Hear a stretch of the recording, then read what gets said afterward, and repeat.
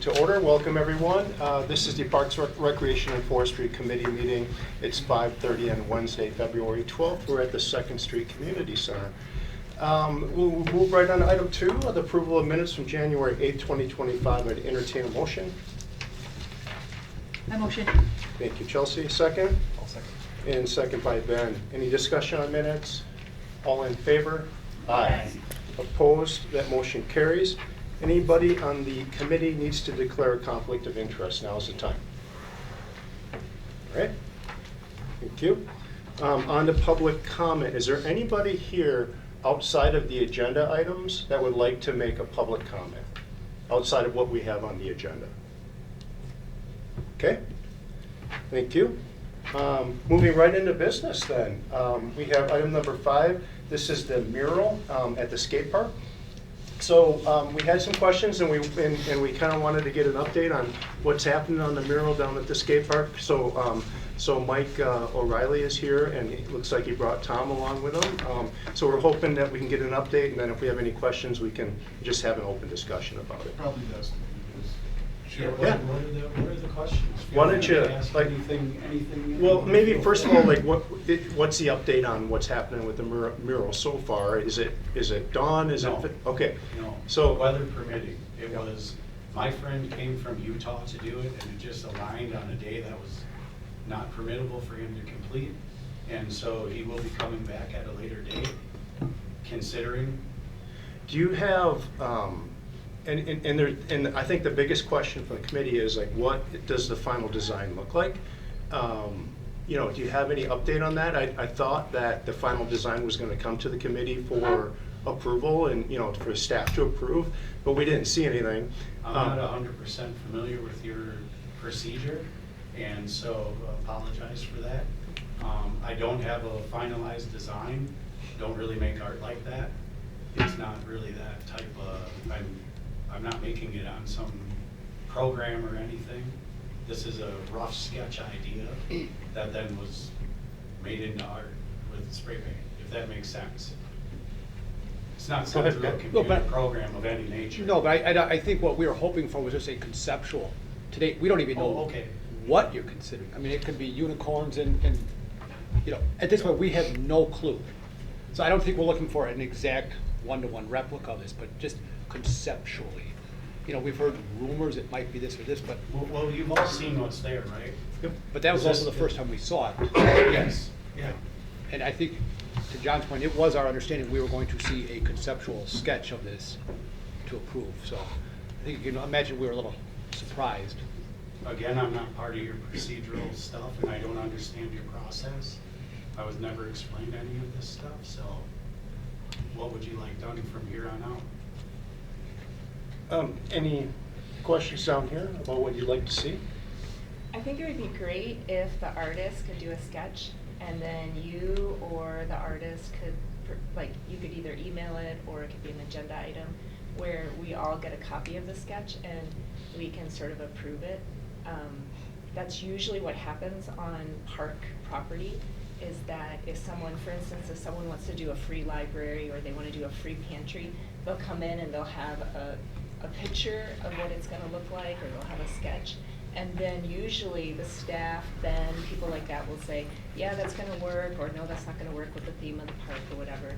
So I remember when you first came in, you said it was going to be sort of like Andy Warhol, pop art, and sort of, which the back of it looks like that. It's really cool.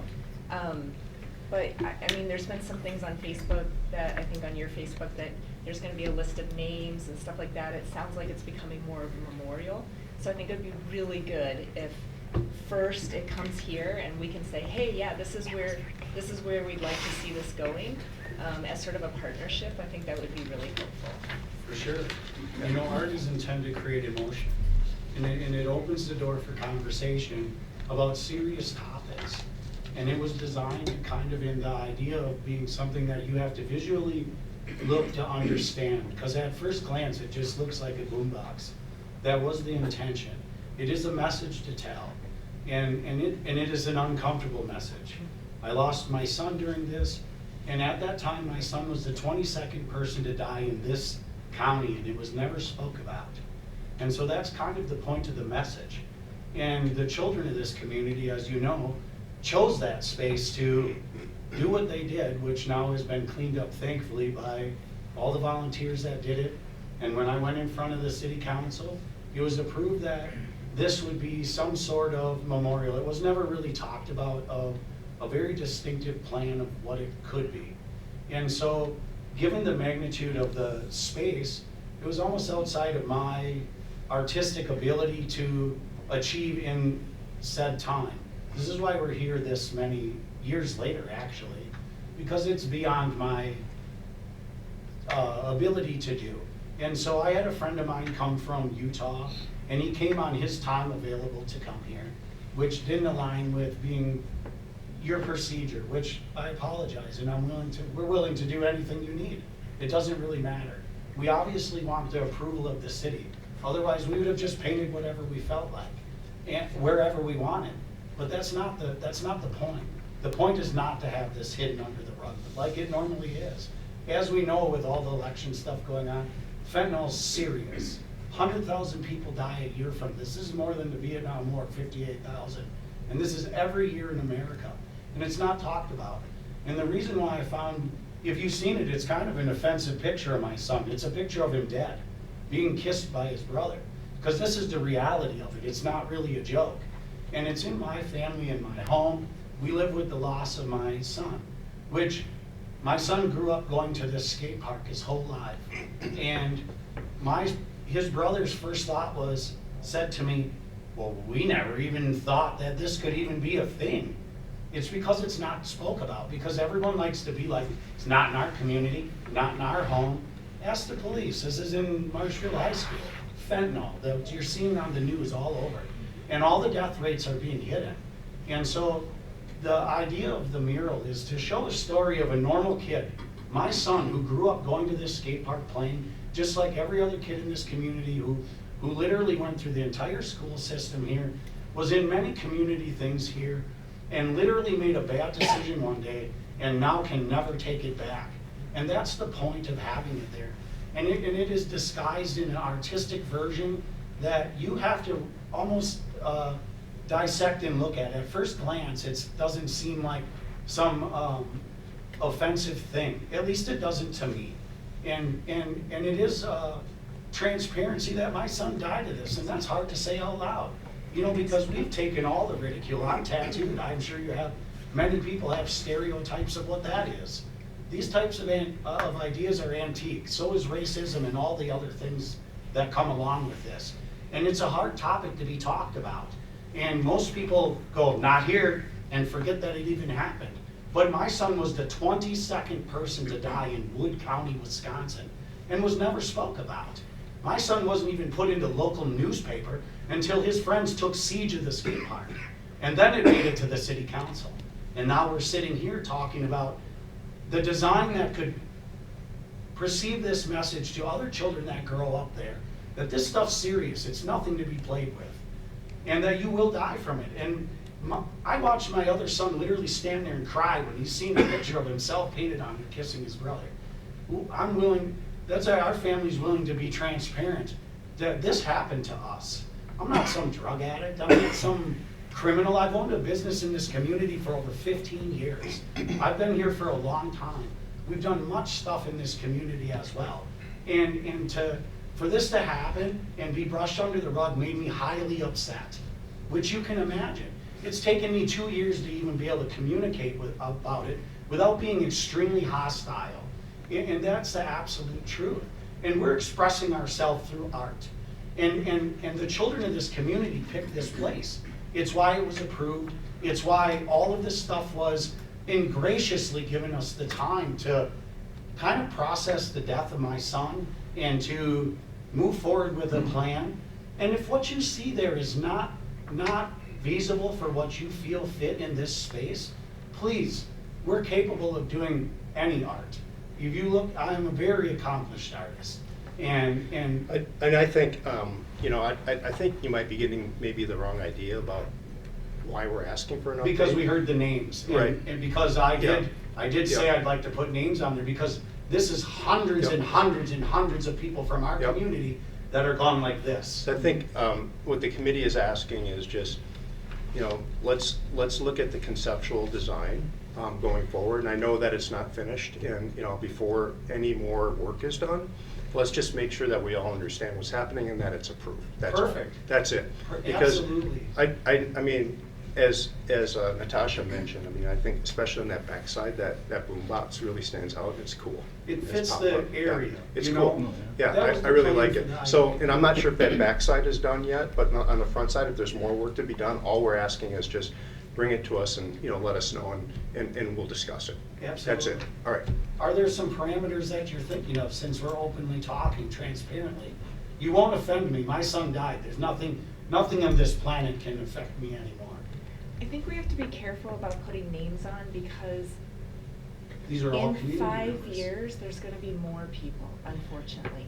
Yeah. And so if we start by putting names on, families are gonna get really offended that their kids then can't get their names on. So I think we need to think of a way, because I absolutely agree with you that an anti-drug message is really important, absolutely 100%. And the artist, your friend, is a really good artist. Unreal. Yes, Mhm. absolutely. So I think if we can all sort of have a discussion and say like, hey, what are some options that we really can get this message that this is gonna devastate your life? Like, we have to figure out a way to do it. And right now, what I see is not giving me that communication. So I know it has to get done, but we should maybe have a dialogue of like maybe some other ideas. Perfect, I'm open for anything. I'm Excellent. open for that message being the message. Okay, and I think from this point forward, unless the committee has any other questions or discussion items, and I'd open it up, I'm willing, that we don't need an action item today, we're just, looking for an update in the future. Absolutely. All right, And cool. is there a rational timeline that you guys operate at? Is this, because I was informed about this meeting like maybe a month ago. So is this like so when we have an idea to show, or you have some information to contact me, like what is the time frame we're talking? Because my friend is discussing coming here at late May, early. Yeah, so we in probably, April. so the best idea would be, we always meet the second Wednesday of every month as a committee. Shoot Justin or Mike, if you can talk to Mike can shoot Justin an email, let him know that, we'd want it on the agenda to talk about the design, and it's as easy as that. Oh, okay, Yeah. awesome. Yeah, second Wednesday of every month.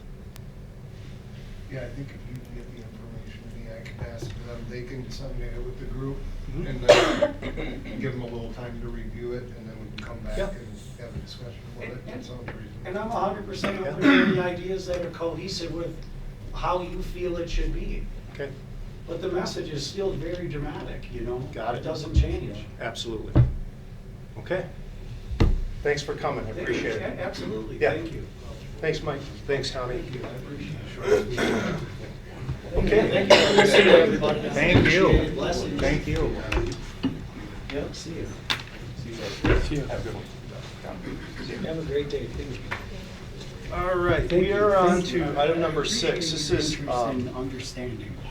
It's good, thank you.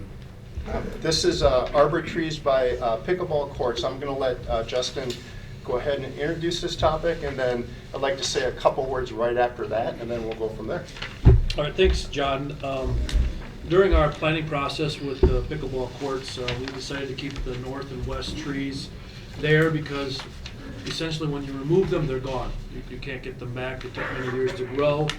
And it's not too difficult for us to get out there and remove them, but it is quite difficult to get a tree planted and have it grow. It takes many years. It also added an element to the disc golf course, and the disc golf users wanted to preserve it and keep that. So we're gonna take a wait and see approach, so we kept the arborvitaes and the fence.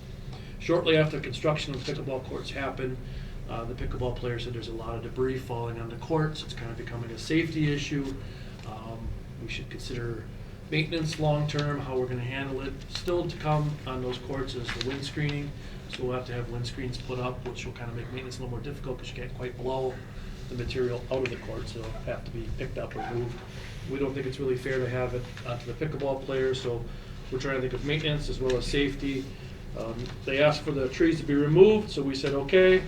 This is gonna be kind of a challenge, because we have the disc golf group who wants the trees to stay, and then we have the pickleball group who wants the trees to be removed. So let's maybe bring it to the committee, let both groups talk about it, and then kind of see if we can get some workable decision for both, or at least a decision moving forward. So I kind of introduced it, I don't think I missed anything.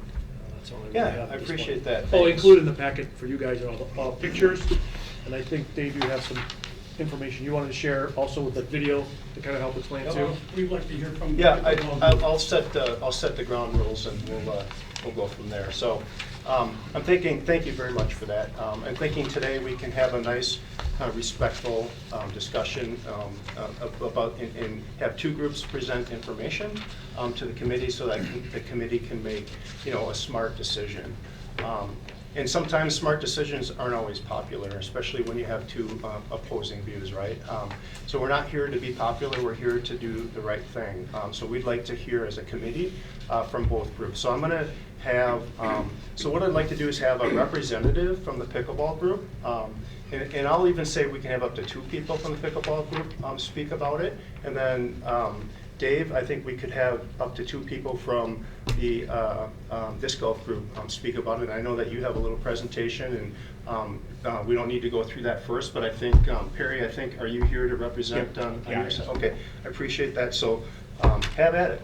Welcome, and by the way, I'd really like to thank everybody who's here for coming down. We love it when the room is full.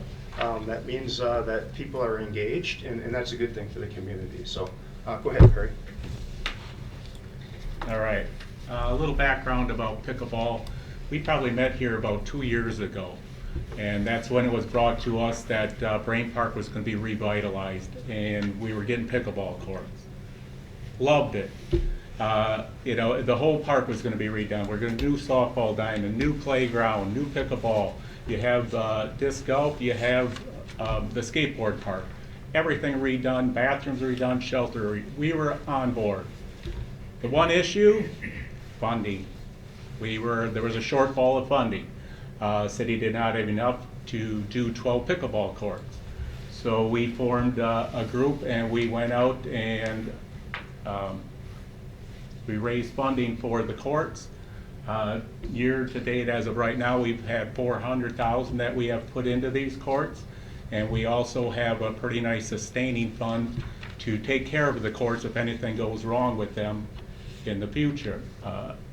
So I guess we were told it's revitalized is what we said. That was the word used. Brain Park is going to be revitalized, make it look brand new again. Loved it. Everything about it, everything we heard was great.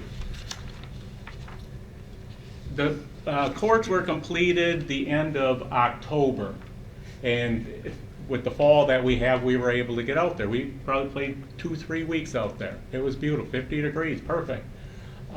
Immediately it became known there was an issue with the arborvitae, with all the foliage that was falling onto the courts. Ed Lee and I, we spent an afternoon, 2 hours each. We were out there and blew everything off the court. By the time we were done, you might as well have started over. You could not keep up. The courts themselves on the north side here, basically all of these are always going to be filled with foliage. You couldn't keep them clean, and then also along the street here. By the way, these courts, they're the best courts I've ever played on. I've played a lot of pickleball. I played in many different states, and there's nothing that can touch these. If you've been listening lately, Century's putting in new courts. They call them the state of the art. They're identical to ours. There's no difference. The only thing that they don't have that we have a sun shelter in the middle of our courts. They don't have that. They're calling state of the art. Well, there you go. You have state of the art pickleball courts right here in Marshfield. We absolutely love it. But there was a safety issue. We knew that. I say you could not keep the courts clean. We had people slipping on the courts. If you look at the pictures, you can see where all the foliage is above the fence, not below the fence. Okay, there is no green below the fence. And this one that's how much they are hanging over the courts. Okay, you just couldn't keep up with keeping them clean. So when we found out beginning of January that there was an issue with removing the arborvitaes, I reached out to the disc golf group. I thought maybe we could get together and talk about this. This was the response I got. I consulted with the other primary disc golf recipients of your email, and all agree that we would prefer to decline having our contact info decimated to pickleball. That kind of hurt. I thought this is something that we could discuss and maybe come up with an answer, but it became quite clear that they didn't want to deal with us at all. Where it says they're one person or 100, I crossed it out. We have 636 people on our Facebook pickleball page.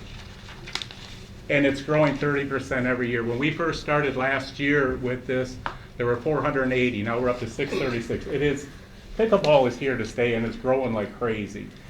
Why do you think Century's putting that up over there? They get it. I mean, that's how popular pickleball is. It's continuing to grow. We were filling 7 courts up in November last year in the morning, and you go there in the evening, same thing. There's people playing. Get us this summer, these courts are going to be full. I say, I just love the idea of the park where everything is there. It's going to be a beautiful park. I just like to go and complete it, I guess. Let's not just, we're so close to completing it, let's revitalize it, let's do it right, let's finish the project. After I received that email, then I met with Mark, the city forester, at the courts there. And he immediately saw, yeah, there is an issue with the arborvitaes. But he's a city forester. Don't want to cut trees down. So his first thing, he goes, let's do it in a step. Let's first trim all of that up that's hanging over the fence. So you're trimming everything up. So now you're basically going to have a 30-foot wall there. But there's nothing yet preventing any of the foliage from falling onto the courts. There's no wall there. You got everything up above, but there's nothing to prevent it from coming onto the courts. And then he said he would have somebody there every morning at 7:30 to clean off the courts. A lot of man hour. It'll take, I would say, at least 3 times the man hour to trim that up than it would be just to cut them down. There's a lot of work. And he even went back there with a group afterwards, and you could just tell that they were going, okay, where do we even start? Because there is no room between the fence. I don't know how he's going to do it, but that's what he proposed. After that, I talked to Gordy Shallow from Shallow's Nursery.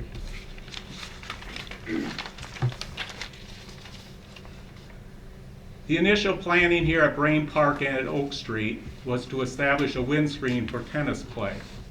Years since planting have now lost any value to the initial reason for the planting. The plants are supposed to be maintained at 8 to 10 feet maximum in height and a full windscreen hedge. These are now up to 30 feet high. So the windscreen it doesn't even exist anymore because you just have trunks up to the 10 feet. There is no windscreen anymore. The base of the plants have lost all foliage from the ground up to 7 to 8 feet height. Due to the height of the plants and signs of the needle blight, it would be the best interest of the park and the community to remove these plants. The best direction I can suggest would be to consider is new planting of a variety of plant species. With talking with him, he said back when they did this project, arborvitae was all that was really out there. There was no other, you didn't have any other options for a windscreen. With talking with him now, he goes, we have so many more options. We can do dwarf trees. He goes, we can make that look beautiful back there. The option, and he's willing to draw up the whole plan, do the whole bit. I don't even know, I wouldn't be surprised if he actually did it all on his own. He is already doing some funding. He's doing a project at Oak Street Community Center, and I believe around this building also. And we're talking with Gordy, this is their 60th year in business, so he wants to show off. He wants to be out there and show everybody how proud the city and how much the city has helped him. Now, because at one time Mark said the funding, okay. Funding isn't even going to come into play here, as far as to complete a project of re-landscaping all the way around there. Gordy will draw up the design. If we have to, out of our funding, which has been, like I say, this community is just amazing. I talked to everybody, this is part of the pickleball complex. So if there's something that we would have to kick in some funding to buy the plants, we're good with that. We will personally, do the planting ourselves. We have this whole group. What they do is unbelievable. Mike Cupper, he used to work out at Shallows Nursery. I talked to him already. He goes, I'm 100% on board. We can do this without a problem. It'll be a 2-day project and we'll have everything planted.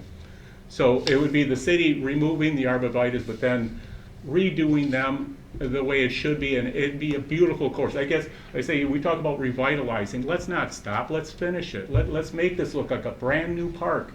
And I say, we would gladly, if you have any input in what you would like there, feel free. I just think you could have a beautiful landscape, brand new there. It would look beautiful.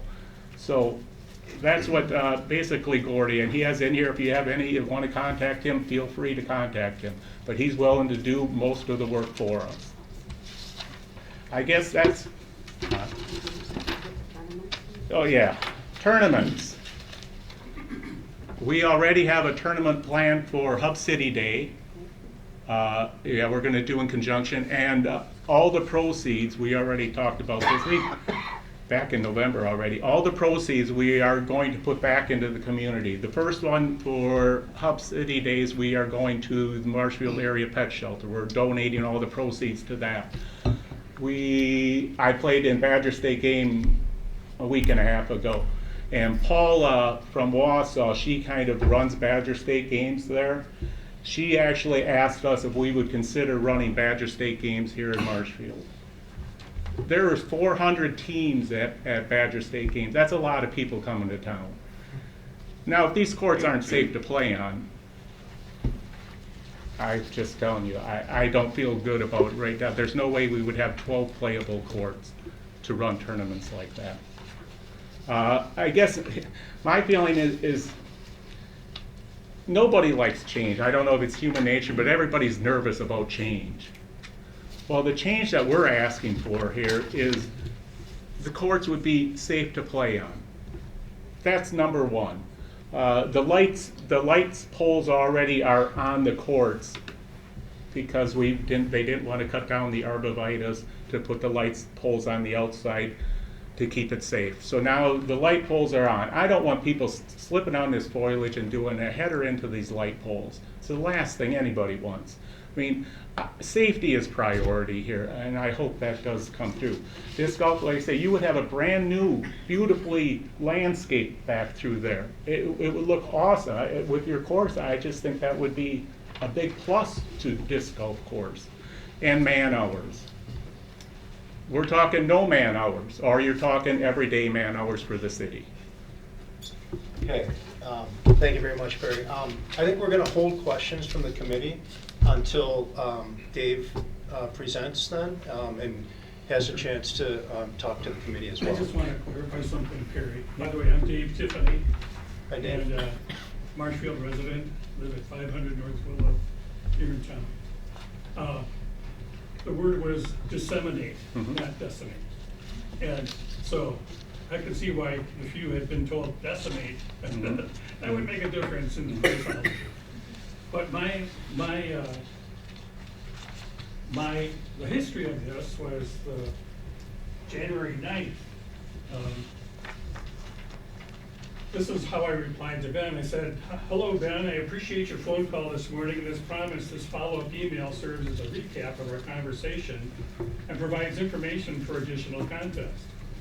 You called to alert me and the disc golf community that there have been concerns from some members of the pickleball community regarding arborvitae debris falling onto the north edge of the Brame pickleball courts.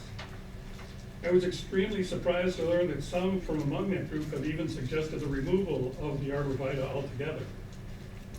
That reaction is to what is a temporary condition is completely unwarranted and frankly more than a disappointment to think it might be considered as a reasonable request. I'll go on to explain why I made that statement. From my own experience with the 25-foot arborvitae trees on our own property, the amount they may naturally shed is minimal, and any fallout is readily swept clear with a leaf blower as needed. As you recall, framed courtside arborvitae trees were already initially spared from removal during the pickleball planning phase because the disc golf community came together to express how highly we value them. I think you'll remember when Parkitecture was here and we saw what their conceptual drawing was, and it impacted the arborvitae hedge. The reason we highly value them is because they stand nearly 30 feet tall to form a windbreak bordering the north chain link fence line of the courts and are in very good health. They also provide a challenging barrier for discs that are in play on the third fairway of the disc golf course that otherwise could land on the court surface. Hole number 3 is a scenic signature hole with both short and long pins bordered on its south edge by the arborvitae hedge adjacent to the courts and the woodland creek to the north. So at this point, I'm going to wake this computer up.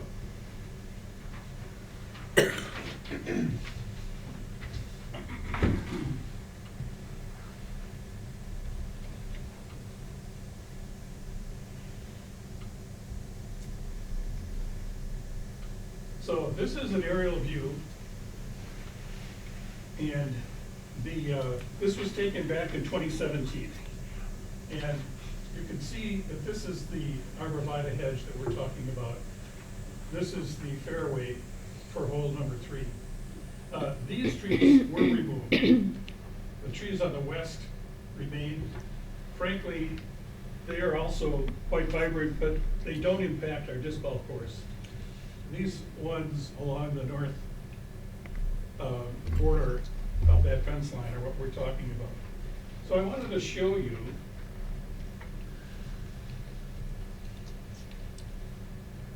hole 3. Gonna have to kind of guess where I'm at here. This is hole 3. And right now you're viewing from the tee pad, it's west of the tee. The tee pad is basically backed up against the woods. And I'm just gonna run it here. This is showing hole number 2. And after you finish hole number 2, you walk back to the tee for number 3. This tree is gone, diseased. It had to be removed. But here's hole number 3.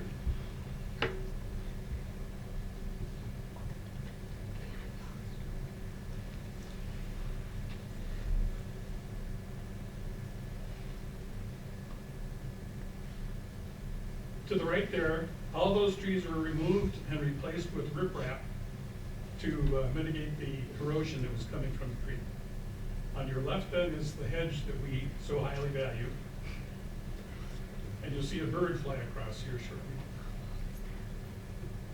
And this is now approaching the long pin location.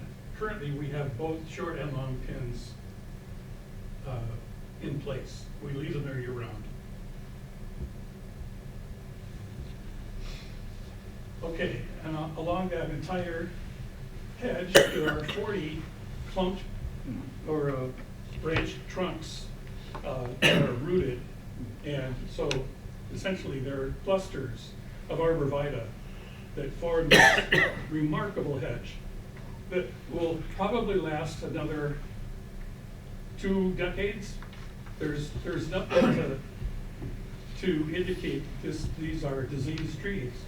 The reason they are at this height is back in 2011, the deer herd took over and they chewed it all up. It was not from disease. We thought it was from disease when we came back in the spring and saw that over the wintertime, the deer had essentially taken care of the bottom foliage and as high as they could reach, and that's why it's all so even. That wasn't done by a hedge trimmer. So the other thing I wanted to show you was we have a course map. This is about as large as I can get it, but here you can see the courts and the hedge. And number 3 starts back here, and there's a short pin and a long pin. And that design is what makes this such a unique corridor. And it's the only remaining signature hole on the course. The other 2 that we had have been eliminated essentially by the logging that was required to mitigate the emerald ash borer that has essentially been in a 5-year phased process to eliminate the ash trees that are in Frame Park. And so the fact that this hole is a tunnel shot, it narrows as you go down the fairway. And that hedge is filled, well, I'll say another benefit of this amazing stand of arborvitae is the unique habitat it provides for the birds in this sector of Frame Park. It's so pleasant to hear them while walking the 3rd fairway, and it would be heartless to dismiss their value to even consider needlessly sacrificing these beautiful, vibrant trees. Prior to the pickleball conversion of the tennis courts, they were likely never trimmed back from overhanging the courts. They just were neglected, essentially. But essentially, this same issue was possibly evident when the tennis courts were there, but the tennis courts don't extend all the way to the fence, much like the pickleball courts do. At some point early in the process of preparing the site for pickleball, well before the installation of the new asphalt surface, the city trimmed back a significant volume of foliage from the upper boughs back toward the fence. There's still significant overhang. And as you had mentioned, Perry, the next process is, and arborvitae are pretty hardy. You can trim them back and they will still recover from that. It's not like they die unless you trim them back to the trunk, and then you're going to wait for a while before that lopsided growth returns. But it's still possible to trim quite a bit more. But what happened when they initially trimmed was the debris was not washed down. It was essentially, they trimmed and all that debris was left up in the boughs of the arborvitae. And then over time, with various wind events, it showered down. We were amazed at how much fallout there was after the trimming happened over the court area. And it was because they were all hung up there and they were literally knocked down immediately after they were trimmed. That's what we would recommend if additional trimming is done. We would recommend that they're either power washed with a fire hose or some heavy duty hose to knock that stuff down so that it's going to be taken care of earlier rather than wait for it to happen over time. There was clearly a lot of trim debris caught up in the branches that will eventually fall to the ground, but that amount will diminish with each wind event. If additional vertical trimming is performed along the fence line, again, we would suggest eliminating or reducing the prolonged fallout of the clippings by flushing the trees with a power hose afterwards. Now, we've had discussions since this email was sent. I sent this to Ben, and Ben, I was thinking it was going to get back to the pickleball community, and they don't understand where we're coming from. But we also then later, subsequently, were asked for our contact information, and that was very concerning. I don't want my contact information disseminated to 600 plus advocates for pickleball. Why do you think I would have sent it out to all 600 members? I didn't know. How I was asked, there was no detail. Yeah, that sounds like a misunderstanding. I think we can get by that. Okay, Yeah. just so you're aware. I Yeah. mean, it goes both ways. The alternative remedy might involve installation of an angled windscreen extension of the existing fence line that would divert frond fragments shed by the arborvitae to fall outside of the courts. My arborvitae, which are 25 feet tall, do have some shedding, but not to the degree you're describing. And if these clippings are still coming down, it's possibly indicative of a bigger problem. And that's something that our forester could tell us, but that's not what I've heard so far.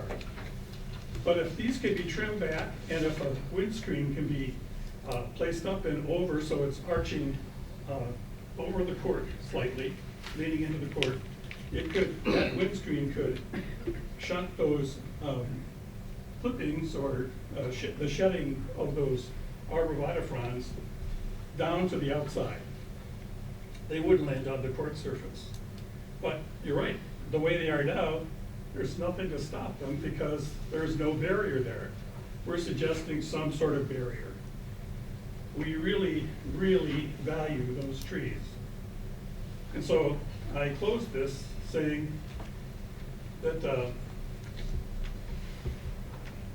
if the premise of concern regarding arborvitae frond fragments reaching the pickleball surface might denigrate the painted asphalt, then common sense compels us all to consider that the wrong paint was applied. Now, that's what I was told by Ed Lee on the phone, that there was a concern about this causing paint damage. There is. There's black splotches that are falling on the court. And I talked to somebody that plays tennis just last night, and they said the arborvitae up at the UW, when they get done playing tennis now, the balls are basically black from all the pitch they get from the arborvitae. And so, in the meantime, would it be far more reasonable to suggest that any foliage fragments that fall onto the pickleball asphalt surface be swept clear with a leaf blower as needed, rather than reaching for a chainsaw? And so those were my initial reaction. This was the 9th of January. This is what my reaction was. And then there was a request for our contact information. And we said, well, we've already arranged to meet on the 12th of February tonight to talk about it. So it's not like we're skirting the issue. We want an open discussion. And I'm pleased with the possibility that you could come up with something that would give us that horizontal windbreak and a corridor all along the pickleball northern fence. That would be wonderful, but how long would it take? And we don't want a bare fence there. We want something to form as a barrier for the flights of discs that are coming down that corridor. And they get snagged in the arborvitae stop and drop. And if you had a fence there were people who would purposely try to carry them off the fence to get it to advance their disc down toward the baskets. We definitely don't want that. Plus, we want the beautiful aesthetics that exist there. This is a fantastic hole. It's our last signature hole in Brain Park for a long time. We're expecting others to come back once the trees that have been planted in the meantime on the other affected holes are growing and fully mature or getting mature. But right now, my concern is, it's not just my concern. We have a lot of people who play this course, and the fact that this is our last scenic hole says, how popular is Brain Park? This is from UDisc players. UDisc is a phone app that you load, and it gives you a map of the course, and it keeps track of your round. It says, and UDisc players represent probably about 1/5 of all avid disc golf players that out there actively using the courses. But it says, this is the 5,639th most played course in the world. Well, that just gives you an idea of how many courses there are out there. It is the 3,921st most played course in the United States. And of about 354 total courses in Wisconsin, it's the 134th most played course. And so, considering when Marshfield first put in their disc golf course around Wildwood, we were the 7th course in the state. When Brame was put in 2004, we were the 37th. And so it has since gone to the point where it's a geometric curve. It's not anything that's about to run out of popularity. As far as the number of players that we have that are coming to our course, we have a fact sheet here. It says, where are the players coming from? You may not be able to read this. California, Florida, Iowa, Kansas, Michigan, Minnesota, Missouri, Oklahoma, Utah, Washington, and Wisconsin. And so 11 states, we've got people who know about this course because of the online presence it enjoys. And people collect disc golf courses when they're traveling, or they know they're going to be in an area and they say, hey, there's that disc golf course in Marshfield, I'm going to play that. Well, we'd like to have at least one signature hole left for them, so that when they come back, that it's still a beautiful experience for them. And if we cut 40 trees along that north fence line, it just gives me the chills to think that we could be that short-sighted. I think there are other ways to do this besides replanting something that's going to take years to come close to what we currently have. And Perry, if you take issue with that, I'd be curious to know. I just what think something Gordy back is there would look suggesting, absolutely how soon we have our beautiful. hedge back. All We're right. not looking at a 30-foot hedge anymore. Let's have an open discussion. Is that, Dave, are you good? One more thing. All right? You will probably want an extension of your fence on the north, on the north edge anyway, because there are discs that do get, errant discs that do get carried over and hit high on those arborvitae and then come down. Hopefully they come down. And the reason you want to extend that fence is because the hedge is no longer there. You're going to need to have something to guard against errant discs coming into your courts. That's a safety issue, and not something that you can just say, well, it doesn't need to be 30 feet anymore. Well, the fence needs to be at least 30 feet. Put a shorter hedge of 20 feet is what we'd hope for a fuller windbreak. And, let's open it up for further questioning. Yeah, I think the best way to do this is open it up to the committee first, to talk about questions or further discussion for either of the groups. And thank you to both groups. I think you both make a really good case, right? This is going to be one of those decisions where we're going to be unpopular for about half the room, right? So, and I understand that. I do want to start, and I'll start, right? I've always been an advocate for disc golf. Dave, you know that? As a member of this committee, I've always been an advocate for disc golf. I fought to keep those technical trees that we talked about years ago, when EAB mitigation was being planned, treated. So we identified trees within your course setting, technical enough where it would destroy the course if we remove them. So I believe the city still treats those trees and covers the cost of that, right? I was under the impression that those funds had been No, rescinded. I think we're still going to treat those trees. We talked about that in a meeting. Okay, like that's good to recently. hear. Yes.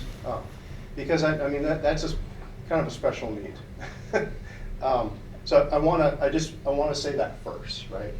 But then the second thing I want to say is, I was an advocate to remove those trees when we're talking about putting the new pickleball course in, the courts in, because I just thought that we were gonna have trouble. I have arborvitaes in my backyard as well, and I don't have the same experience as you. They are 30 feet tall and they go all the way to the ground, but every time it's windy, they're shedding. And it's maybe more so in the fall, in winter, than it is, earlier in the year, more so, but there's still a lot of shedding.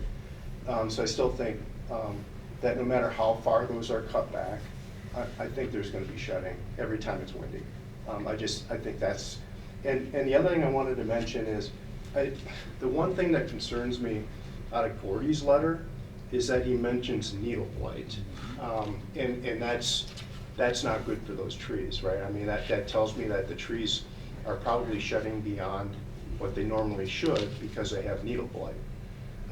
And I'm not a forester, but I still think as far back as you could cut those trees, any wind, no matter what, is gonna blow back over the fence. Unless you have Everything that's a above wind height. screen. Yeah, unless we cut them down below the fence. And if you cut them down below the fence, all there is, stumps, and, there's no needles. So I just wanna start out by saying that, but I'm keeping an open mind. Well, then let's also consider, I just want to reiterate. Yep. We're thinking of extending that northern Yep. fence and angling it in with a windscreen up there to catch the debris that might be falling off those trees. Yeah, okay, and so then I'll open up for the rest of the committee, ask questions or discuss. Yes, Natasha, go for it. Open discussion. Chelsea has questions, she can go first. So obviously, I mean, I think you make a valid point in that we'll probably want to add height to the fence around the pickleball courts either way, whether we're cutting down the trees and replacing, well, just in terms of, otherwise you are going to get discs on your, Yeah, on I know your Justin courts. had mentioned once about putting a netting. Yeah, on and you don't need to run it the whole distance. What, would you say, like a third of it, Dave? Yeah, probably. That's what I was. But if we cut these back, can't quite see it. Can you see my cursor? Yes. Yeah. Okay. If these that are overhanging the fence are cut back even further, and then the fencing is extended upward and maybe tilted in a little bit for a windscreen to catch any debris that is being shed, you're gonna have a windscreen and you'll have a barrier for discs either way. And we'll have our hedge for a while longer.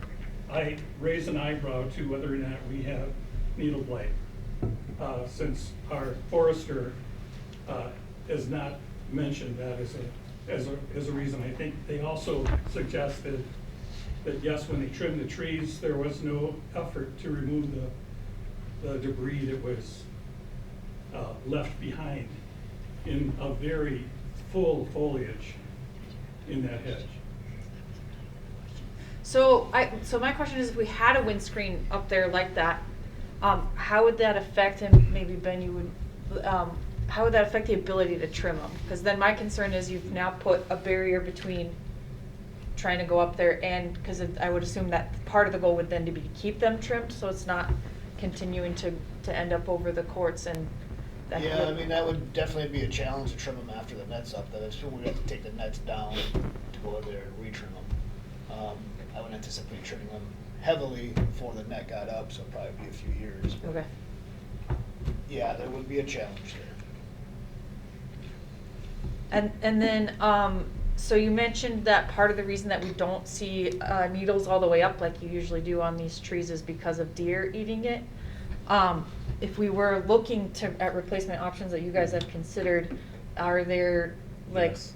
you're, like. Gordy said right off the get-go, I could do plants nowadays where deer will not go after them. Okay. Yeah. I mean, how certain is that? Because like I've worked with the plants that were supposedly deer-proof that Yeah. were not deer-proof. Like my experience with deer is that they eat pretty much everything if they're desperate enough. So, I mean, I guess I'd be curious to see what reassurances they have on that because maybe we might. I would also suggest this, because I know that we've had the same issue out at North Park. We put 2 arborvitae on hole 18, and in 2 years, they would shoot.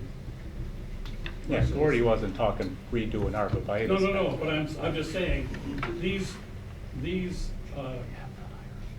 if we were to replace with arborvitae or some other species, we probably need to put up deer fencing to protect them while they're growing. Agreed with that, yep. Yep, go ahead, open discussion, Tasha. Okay, I have 2 questions. One, when was this disc golf course made? 2004. 2004, and when that bush was planted, how tall were they? They were at the height of the fencing that's there, and now they've gone up and over the fencing. So were they like 8 feet or 5 feet? Oh, no, the fencing was, The fencing is 10 foot. So when they were planted, they were 10 feet tall? we didn't plant them. They No, were there. They weren't at The that tennis time. courts They were basically there 6 feet, before the what Gordy disc said, golf and then they course. were supposed to always be maintained up to 8 to 10 feet. They were never supposed to go over 10 feet. Gotcha. So they were planted for the tennis courts, Yes. not Correct. for the Right. disc golf? Correct. Right. Correct. Gotcha, okay. Okay, so I'm gonna go way high and talk about like big picture because there's been a lot of details.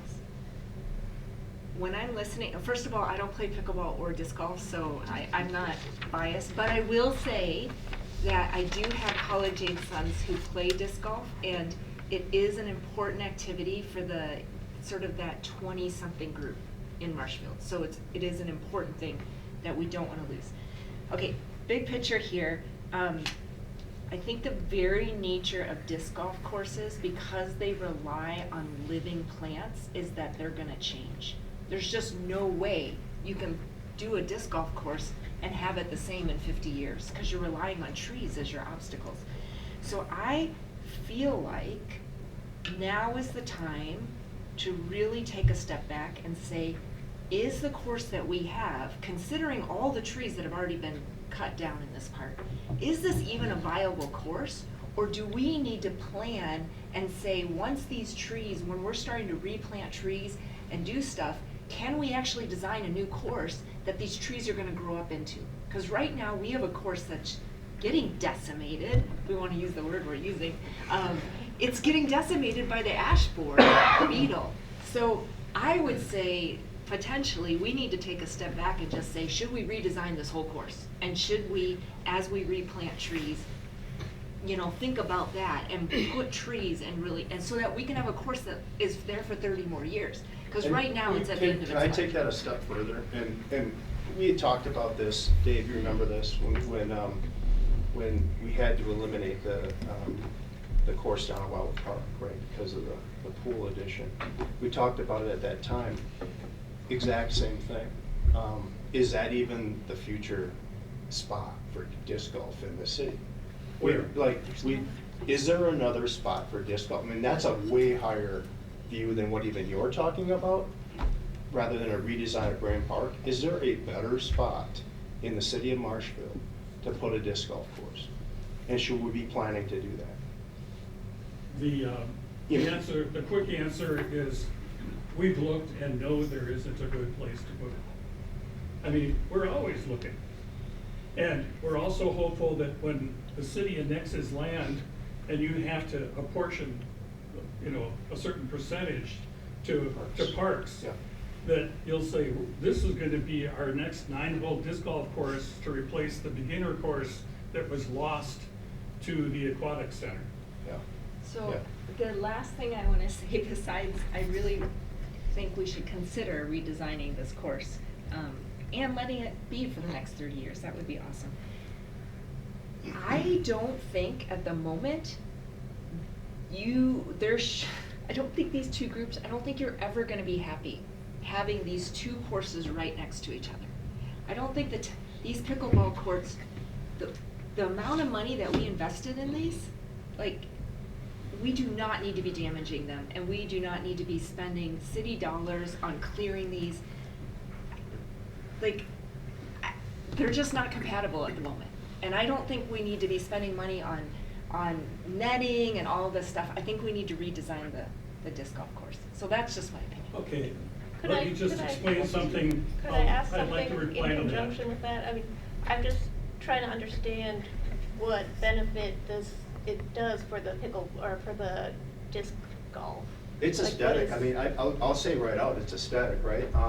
But if you look at the course even from the road, like behind the bank, if you look at that straight down, and if you've ever played golf, it's a cool, like, straight fairway. That is bordered on one side by a bunch of kind of overgrown trees that are, and then on the other side, kind of by a straight edge. Okay. So it looks cool, to look down that straightway. So And I can see that from the road, theoretically, I like, get it. any planting that was straight would suffice. Yeah. The other thing it does is it does stop the disc from going, onto the courts. And I'm gonna say that I totally get that, absolutely. Okay, and as far as redesigning, when we were working with the forester, and he has been very helpful in designing where those new plantings are gonna go.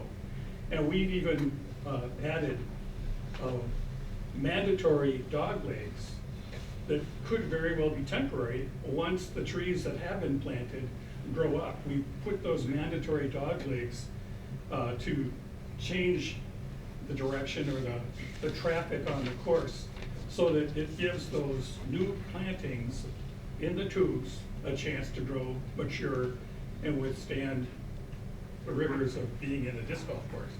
The other thing that I wanted to mention though is this course is still very viable, just the way it is, because of the help of Mark Ruskevich and his thoughtful planning of where those new trees are going to be growing. So this course has been changed somewhat. We've changed the location of one tee pad so far. We basically moved it about 300 feet from where it started from, because that whole area was cleared of ash trees. And so now we found a new fairway along the creek that brings it back essentially along a similar course, just moved over 300 feet. The other issue then is we've got the same plan for holes that were harvested last year, but because the logs couldn't be removed because of the early thaw, we hope to add a different disc golf pad, tee pad, to one of those holes as soon as that area is clear from the harvested logs. So we're able to still make changes to the existing course, keep it essentially intact with very similar configuration, and to say that the course needs to be, that hole 3 is a problem geographically because it's so proximal to the courts. We're saying there's really no other way. You have to go down that corridor, cross over the sidewalk, and come back up on the other side of the creek. There's really no other way to route the existing course. So 3 is a vital hole. It's our last signature hole. So if you had a choice between changing your hole 3 or losing the trees and having new something new planted that would need to grow a bit, which would you choose? Our preference at this point is, we are of the opinion that from the people that we've heard from that have looked at those trees, the arborvitae are still vibrant and will be here a long, long time. But they can still be trimmed back. No, I'm asking you, if you had to make a compromise, which one would you choose? I know what you want, but what would you choose if you had to do a compromise?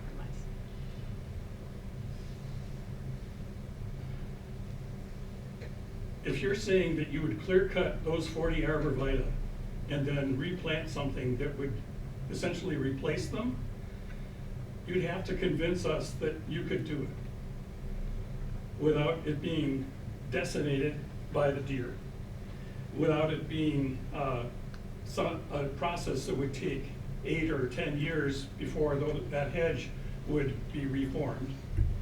And if it's not arborvitae, I'd like to see what it looks like, because we want a continuum, we want a wall of foliage.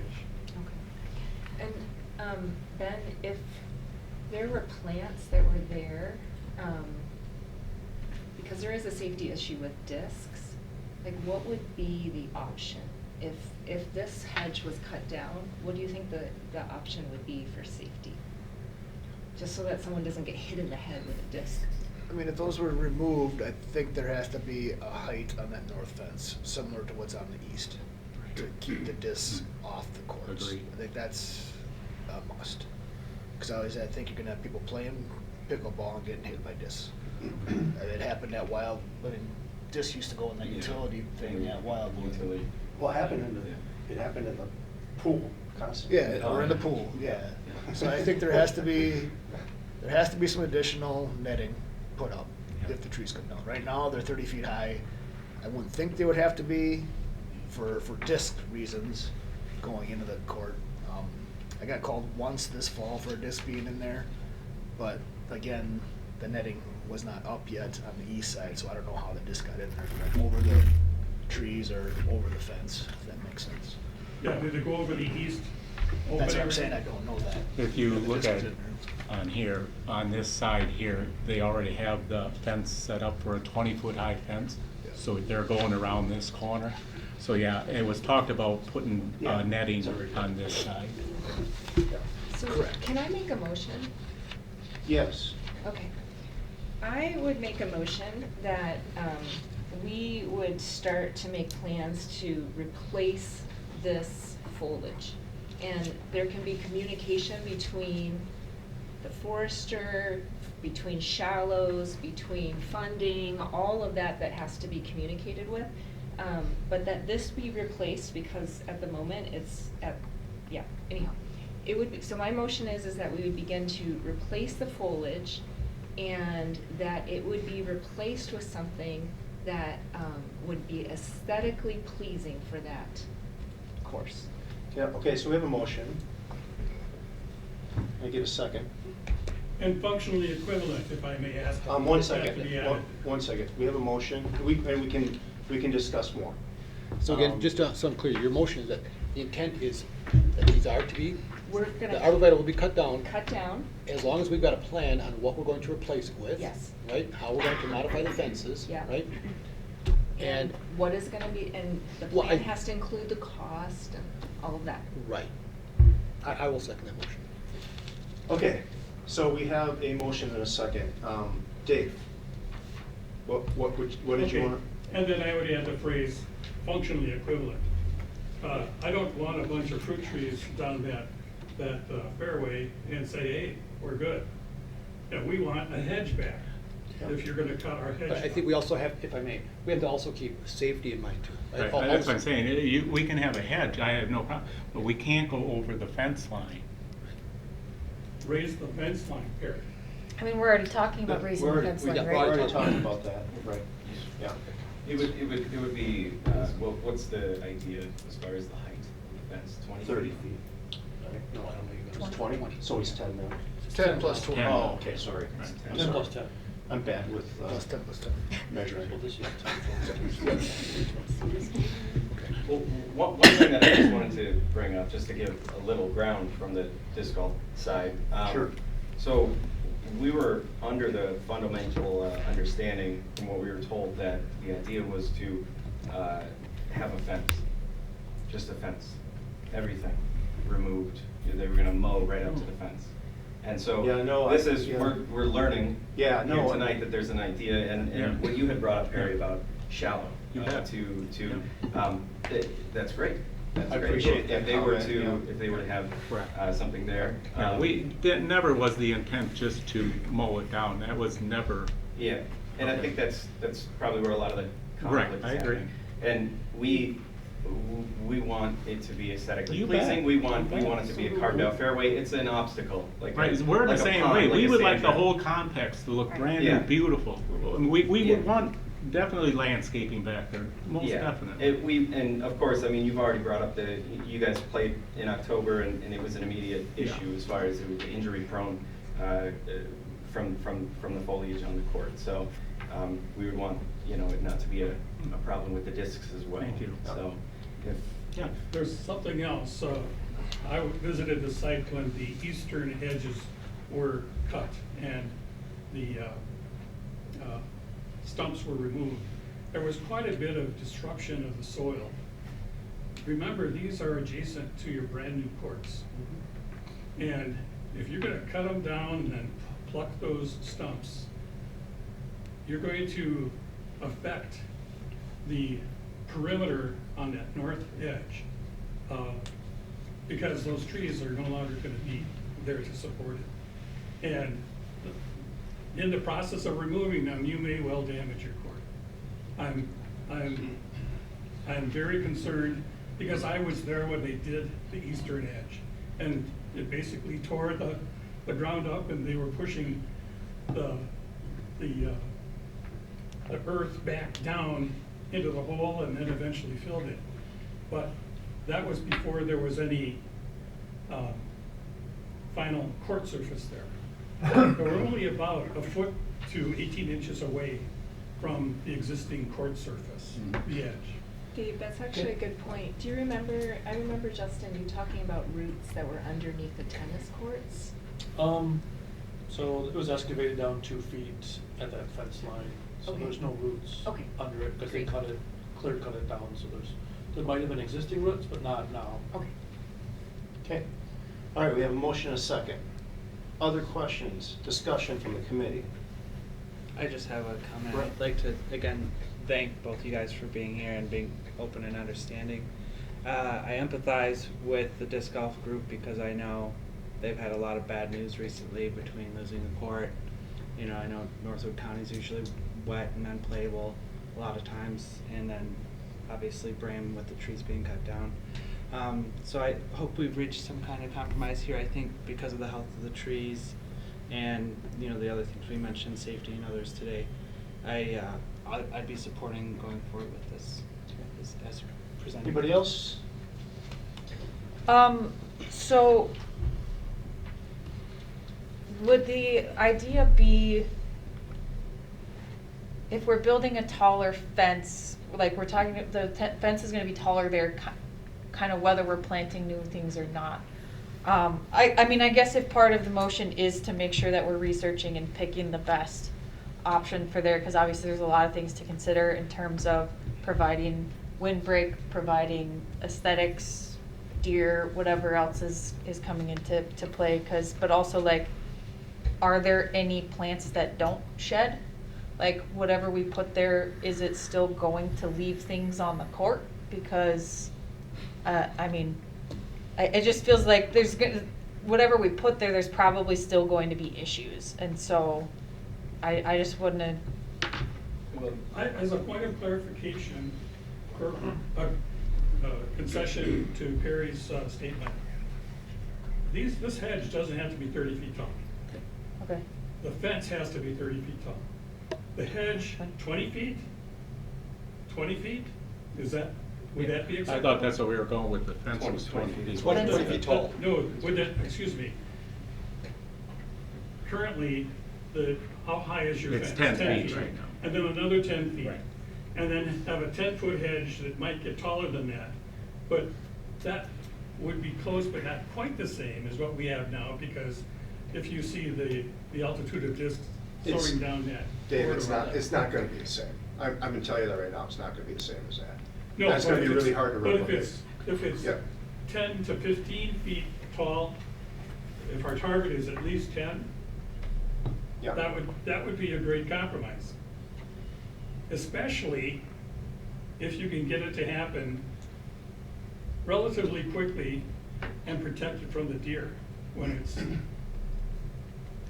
its early stages. I mean, what size are we talking about?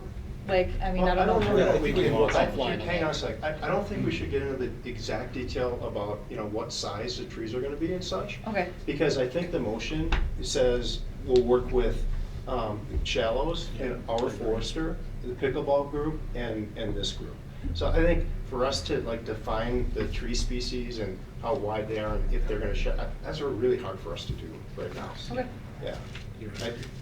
I just, yeah. All right. Anybody else? Dave, one last chance. Is ivy acceptable? Are you talking about? Like on the wall. Still have to get under the Say there's a conversation wall. As long I'm as. sorry, I didn't hear what you said. Is ivy, an ivy wall Oh, acceptable? yeah, again, but let's not talk about details, we can't answer that tonight. Can't answer that tonight. All right, we have a motion and a second. Did you want to repeat that motion? Okay. Amy repeated? Yes. Amy, do you have it? Yeah, maybe Amy has. To start to plan to replace foliage and replace with something aesthetically pleasing to the course. And functionally equivalent to what we have. They hadn't said that, but if you want me to add it, I You can. can't add to my motion, sorry. And it's, I don't think we need it, Dave. We know what the point is, right? Yeah, I agree. We could get into very technical details on Yeah. is 15 feet with a certain wind velocity equal to this. Yeah. I don't know that that's necessarily what we. I don't know if we can and put we're something never that's going to. functionally equivalent in. Exactly. Exactly. no, but if it was a continuous hedge, whatever is replacing, I see. instead of fruit trees. Yeah. Oh, yeah, I get it. Yeah, that's fine. We're good. I think we're good with the motion. I do. Okay, all in favor? Aye. Aye. Opposed? All right, that motion carries. Thank you very much. Good discussion. Appreciate you guys working with everybody. Yeah, let's give it a couple minutes, Steve. Yeah, we'll give you time to get over. What? You got stuff to do. I know, I gotta go back, 'cause I gotta get signed up here, man. No, I. Well, Andy, that is the best thing. And you can do it on a substrate. Well, but the thing about this. Thank you very much.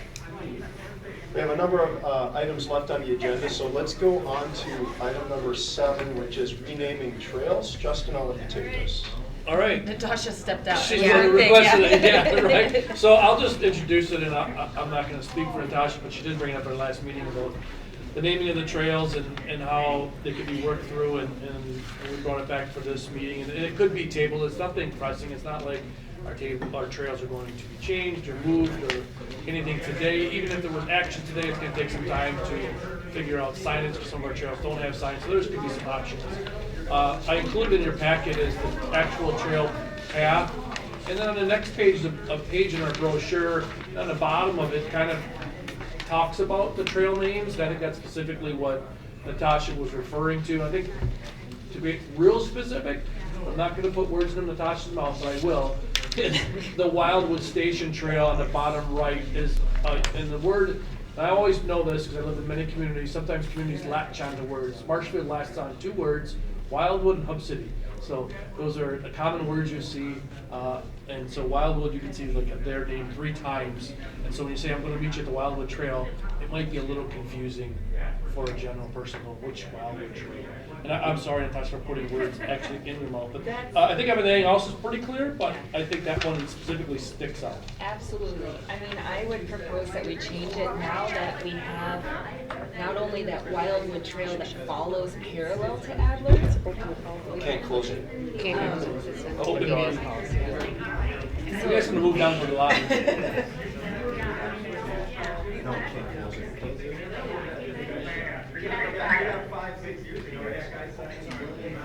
Thanks, John.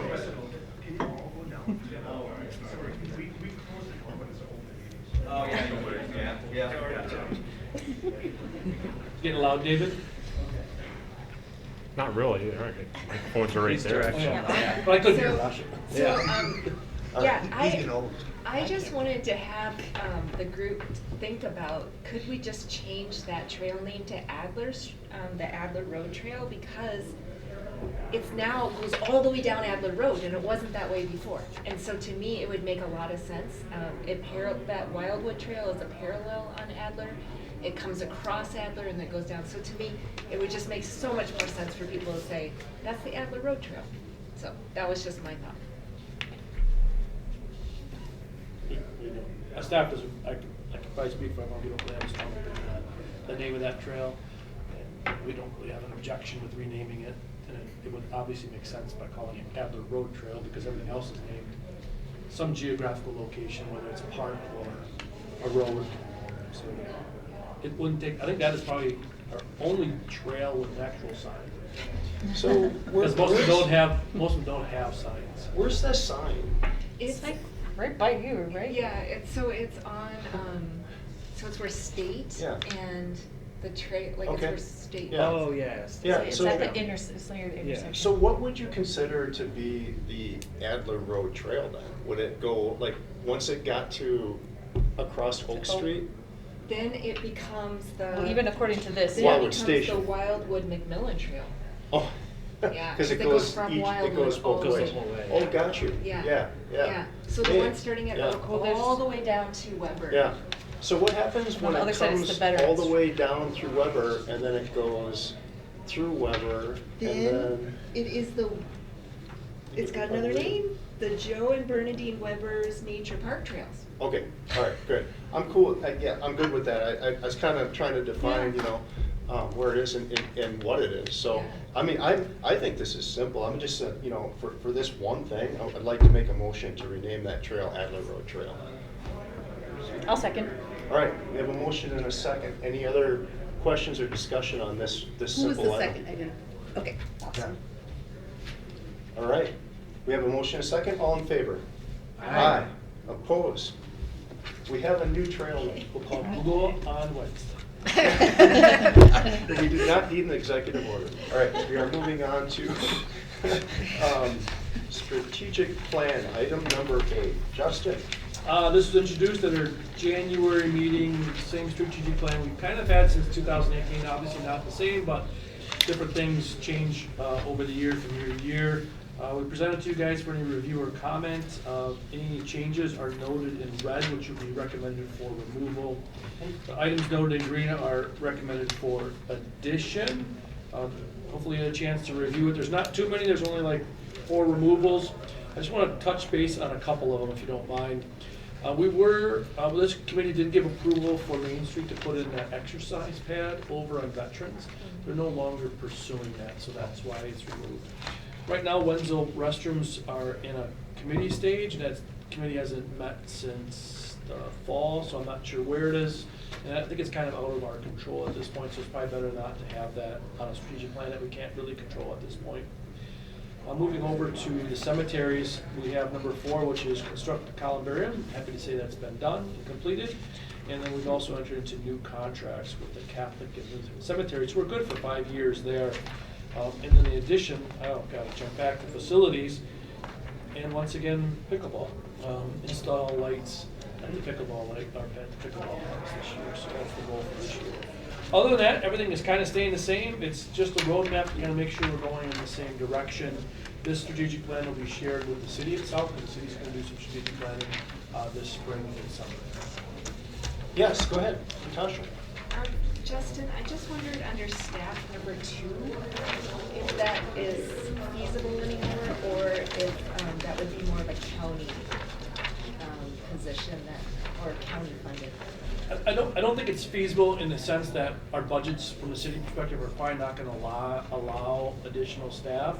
I think it is feasible if we can come up with creative ways and there's a cooperative effort like with Marshwood Clinic or the New Health System or Aspirus or a fitness group. I think it's always feasible, but you have to get creative in the funding. Our biggest challenge is with a lot of this stuff is funding.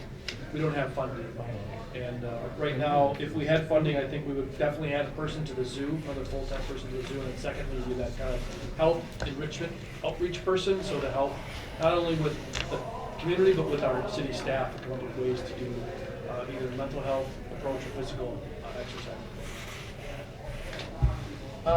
Natasha, I think I asked to put that in there a long time ago, you know, Oh, like you did? a Okay. couple years ago, just knowing, you know, I mean, not being like something we need to hire, but at least, you know, research it as grants come out, as different programs come out, but always keep kind of health and wellness at the center of programming and, you know, education and that type of thing, so, yeah.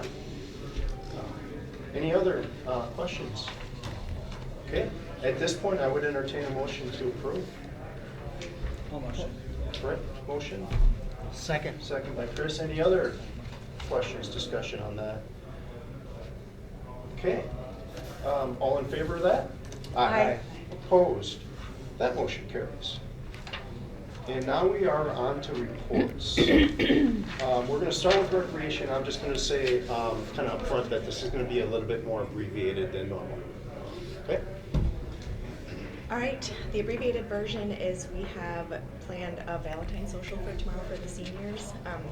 Everybody in the office kind of came together and wanted to do something, so in the absence of a senior coordinator, we're still trying to work through providing fun things for the seniors to do here. I have tennis going on right now, junior volleyball clinic that is really full. And then Little Tyke soccer and indoor volleyball, so there's lots of indoor programming in the winter. I passed my lifeguard instructor certification in January, so I can teach courses still at Vandehay for 2 years. And we're working on summer brochure. Done. Questions for Amanda? Discussion? Thank you very much. Nikki, you're up. Okay, Bozeman Snowfest was canceled due to lack of snow, although it doesn't appear that outside now. We did move the luminary hikes. They were supposed to be this week to next week because of weather. So the 18th, 19th, 20. Charcoal drawing went great. We had 17 in attendance. We gave out 3 baskets. Cabin Fever Run is the 15th, so this Saturday. The rink is still up and running. And still looking for sponsorships for Hub City Concert Series. There's an update on the Second Street Corridor project. City selected J. Jeffers and Company to be the lead developer for the Weinbrenner Shoe Company building. They're focusing on residential, and the goal of occupancy, I heard, was January 2028. Any questions? Questions for Nikki? I have one. Is there going to be a food truck at the luminary hike next week? There is. It is Razor J. Nice. Well, Tuesday, Wednesday. Cool. Ben, you're up. Most of the man hours in January were spent at Brain Park with our EAB removal. We finished up on the 31st. Their logs are out to bid right now with the deadline next week, I believe, to get them in. We also finished up the Bobcat exhibit, the interior exhibit last week. We replaced the floor and upgraded the interior handling area. We are anticipating getting a cat here on Saturday, and then quarantining it for 30 days, and then doing a release, public news release on that if everything goes well. Those are the 2 big things the guys have been working on, besides your everyday, snow removal and pickle pond and all that kind of stuff. The fun stuff. Questions for Ben? Thank you, Ben. Amy, you're up. All right. We had 6 burials in January. Wreaths Across America volunteers picked up the wreaths on Saturday, January 4th. We are accepting quotes for a roof replacement of the older section of the cemetery building and snow removal operations. Questions for Amy? Moving right along. Justin. Okay, Brain Park pickleball lights are out for bid right now. Deadline is February 20th.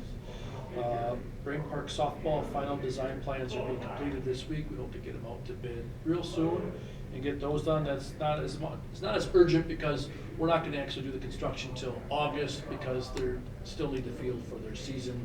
Starts with high school ball, which is as soon as the snow gets off the ground, and it goes to August 1st, and we'll start construction of that project. The campus master plan was supposed to be presented to the plan commission last month. It was canceled, so we're gonna try to present it to this month at their February meeting.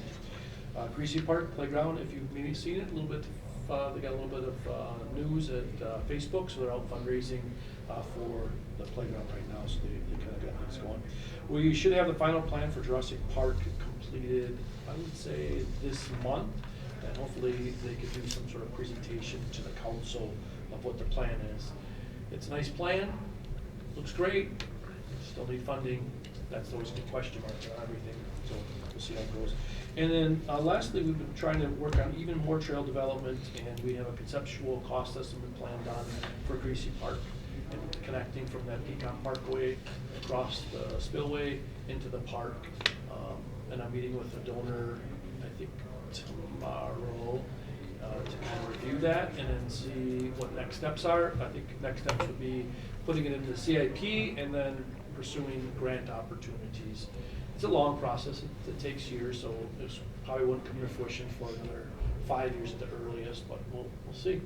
Okay. That's all I got. Questions for Justin? Bring them on. Okay. All right. Sorry. Excuse me. Parks, Rec, and Forestry Committee. I'd like to welcome Sierra to the committee. Hello. Sierra. Hi. Thank you for volunteering. Sure. For the public, we don't actually get paid. We are volunteers.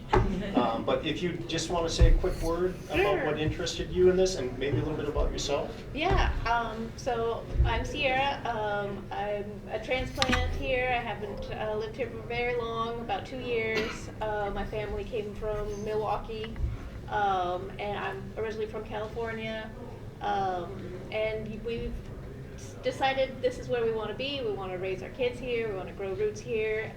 I'm just always looking for, activities for my kids, and they're younger, so, they need to be outside and learning their city. And I have a background in economic development with the city of Milwaukee, so I'm very curious about development and, what's happening in the city, what's new in the city, so any way that I can be a part of the community that is helping to decide these things, I'm very excited about, and you can see that, so many people are excited, and there's like lots to do here, so it's exciting, so Cool. Thank you for the opportunity. Well, welcome. We appreciate any input that you have, and it's nice to have the background that you have from other cities. Bring that with you here. As you're using the parks and maybe recreation programs, take mental notes. If you have questions about things, or if you can think of enhancements, this is a really good place, and the staff is really good about listening, during the report section about things that you bring up. It doesn't always have to be an agenda item if it doesn't require action, but if you have ideas for agenda items, now is the time that we would bring that up as well. Okay. All right? Gotcha. So, anybody have an idea for an agenda item for next month? Anybody? I'm not certain if it would need to be an agenda item, but I did have a thought when I was at the zoo recently and wanted to drop some money in and didn't have cash, of perhaps we could maybe have a QR code or something that people could scan. Because I know I'm not the only person who doesn't really carry cash that much anymore, so. Do we have an on-site, like a website for paying?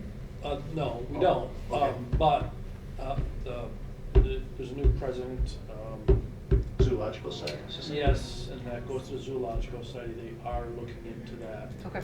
It's kind of a Venmo type system of how you could make a donation electronically. They're realizing that that's kind of the trend, that it's going in that direction.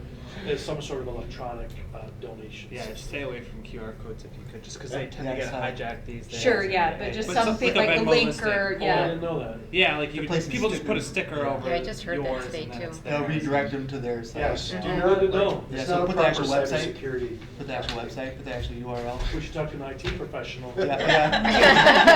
Financial. John, Financial do you know IT somebody, John? professional. Do you know somebody, Seeing John? QR codes, so. Yeah. No, yeah, it's a good suggestion though. Really So good it sounds like they're suggestion. working on it. Okay. All right. Anybody else? Anything? All right. Our next meeting is scheduled for 5:30 PM Wednesday, March 12th.